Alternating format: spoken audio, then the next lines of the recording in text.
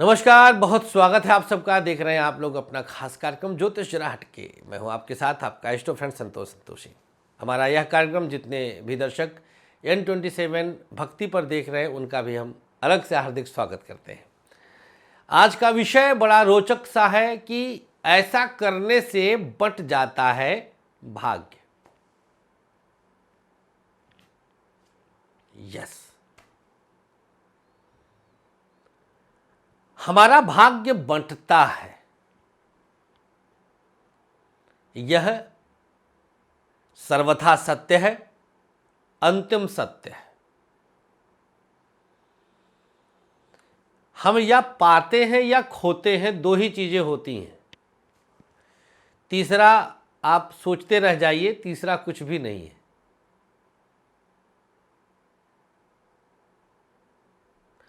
हम या तो पाते हैं या तो खोते हैं।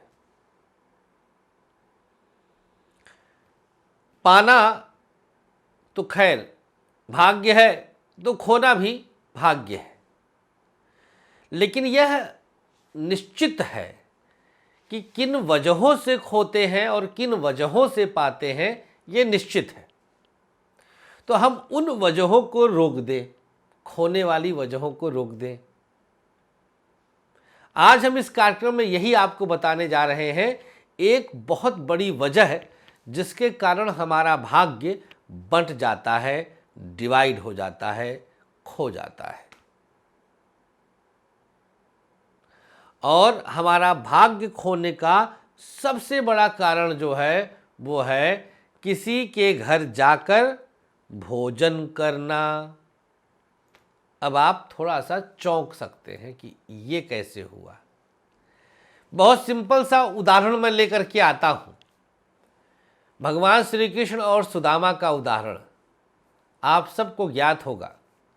जब भगवान श्री कृष्ण जैसे मित्र से मिलने और कुछ उनसे याचना की दृष्टि से उनके अभिन्न अनन्य मित्र सुदामा जी उनके द्वारका धाम जाते हैं, तो अपनी पत्नी से दिए हुए चावलों को अपनी कोख में उन्होंने छुपा रखा था कि भाई राजा के घर आए हैं तो अब हम भिखारी भिक्षाटन करने वाले, हम गरीब प्राणी चावल लेकर आए हैं तो कैसे उसको खोलें।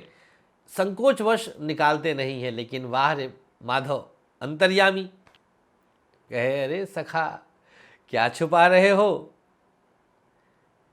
क्या लाए हो हमारे लिए। अरे कुछ नहीं कुछ नहीं कुछ नहीं कुछ नहीं करते हुए उन्होंने छीना और जो उसमें तांडूल अर्थात चावल था उसको उन्होंने मुट्ठा भर के खाया। तो कहते हैं कि जब उन्होंने खाया तो एक लोक दे दिए, उस खाने के बदले दिए। बस यहीं पर मैं इस दृष्टांत को फुल स्टॉप लगाता हूं और आता हूं अपने विषय पर। तो हम ये कैसे सोच सकते हैं कि जब हम किसी के घर जाते हैं खाने तो अपना कुछ अंश नहीं देते। भाई श्री कृष्ण के पास जो था वही दिए, तीनों लोकों के स्वामी हैं तो एक लोक दे दिया। अब हम अगर 10,000 के स्वामी हैं तो हमारा कुछ अंश चला जाएगा। जब हम खा के आएंगे तो हमारे पास खर्चने के कुछ रास्ते खुल जाएंगे।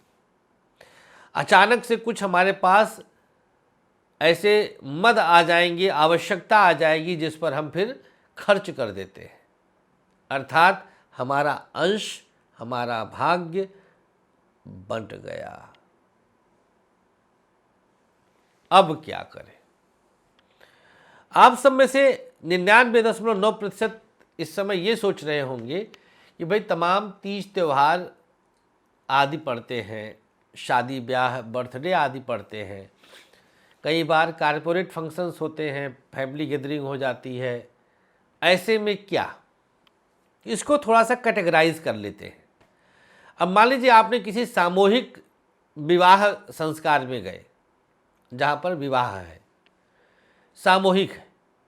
हम वहाँ अगर कुछ ग्रहण किए तो कुछ शगुन भी देते हैं। पहली चीज़, मतलब वहाँ पर हम उसके बदले कुछ दे दिए, पहली चीज़ हो गई। दूसरी चीज़, वो एक सामूहिक सामाजिक प्रक्रिया है, ना कि किसी का एक बहुत खास व्यक्तिगत है, वहाँ पर हम कईयों के साथ बैठते हैं, वहाँ पे बहुतों का दान मिलता है, बहुत लोग शगुन आदि देते हैं, तो वो एक अलग तरह का माहौल होता है, जो कि हम कह सकते हैं कि एक एक्सेप्शनल केस है।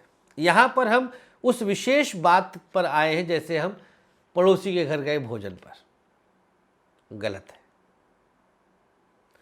अब इसमें महिलाएं कई बार पूछती हैं कि क्या विवाह के बाद मायके में जा कर के खाना, देखिए सही बताऊं तो मत जाइए खाने।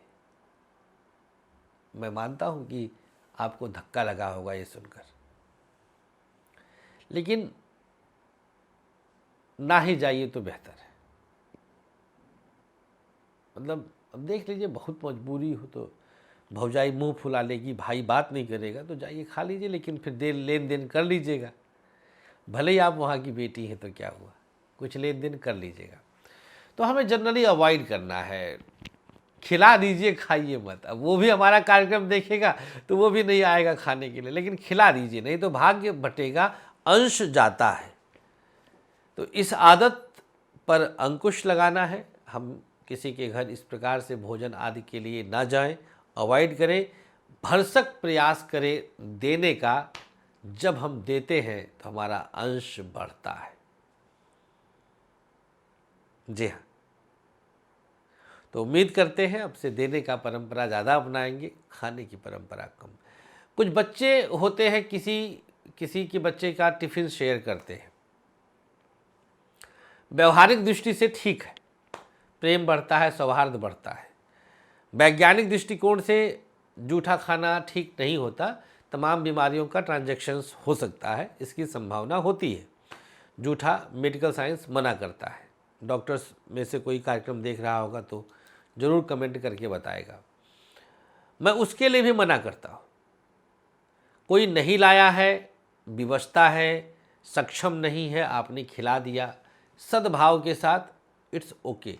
लेकिन फैशनवश या एवी आप टिफ़िन एक्सचेंज किए, 2 रोटी तू दे दे, 2 रोटी तू दे दे, मेरा 1 पराठा तू ले ले, पूड़ी तू ले ले, सब्जी बांट लिया, ऐसे अगर करते हैं, it's not good at all. किस तरह के कमाई के अंश को आपका बच्चा ले रहा है, ध्यान दीजिएगा, बहुत गहरी बात बताने जा रहा हूं। किसके छीने हुए पैसे का, हराम के पैसे का, लूट के पैसे का, ब्याज के पैसे का, आह के पैसे का, गलत ऑपरेशन करके किडनी बेच करके उस पैसे का है, किस तरह के धन से कमाए हुए धन से अन्न खरीद करके वो आपके बच्चे का मित्र लाया है, आपको पता है क्या? नहीं पता है। फिर रोक दीजिए बच्चे को, आप बना कर दीजिए कि बेटा तुम अपनी टिफ़िन खाना। हाँ, कोई मांगता है, नहीं लाया है तो आप अच्छे से दे देना, बट आपको लेने की आवश्यकता नहीं। बस यही इतना समझा के रखिए। बाकी जहाँ भी आप कुछ खाएं तो वहाँ पर कुछ शगुन ज़रूर दे दिया करिए, इससे काफ़ी हद तक भेद मिट जाता है। बहुत बहुत शुक्रिया, अपना ख्याल रखें। N27 के सभी दर्शकों को भी हमारी तरफ से आने वाले शुभ दीपावली की बहुत सारी शुभकामनाएं। महालक्ष्मी गृहदीप आप लोग हमारी संस्था से ले सकते हैं, एक विशेष गृहदीप इस दिवाली को बहुत ज़्यादा शुभ करने के लिए। धन्यवाद, नमस्कार, श्री राधे। आचार्य विश्व प्रसिद्ध ज्योतिषाचार्य संतोषी जी ने अपने 13 वर्षों की कठोर रिसर्च के बाद आप सबके खुशहाल जीवन के लिए लाए हैं एक अनमोल उपहार, गृहदीप। समस्त प्रकृति की शक्ति को अपने अंदर समेटे ये गृहदीप आप सबके जीवन में पूरी तरह से खुशियां ला सकता है। कैसी भी दशा, कैसा भी ग्रहों का हो दुष्प्रभाव, बस एक ग्रहदीप आपके जीवन को भर देगा खुशियों से। हर समस्या के लिए अलग अलग ग्रहदीप, जैसे नौकरी के लिए सूर्य ग्रहदीप, व्यापार के लिए बुध ग्रहदीप, संतान के लिए संतान गोपाल, धन हेतु महालक्ष्मी, कर्ज कोट विवाद मंगल ग्रहदीप, मॉडलिंग और एक्ट्रेस बनने के लिए शुक्र ग्रह दीप। तो अगर आपको भी खुशियों की चाह है, मंगवाइए अपना खास ग्रह दीप। दीप एक, खुशियां अनेक।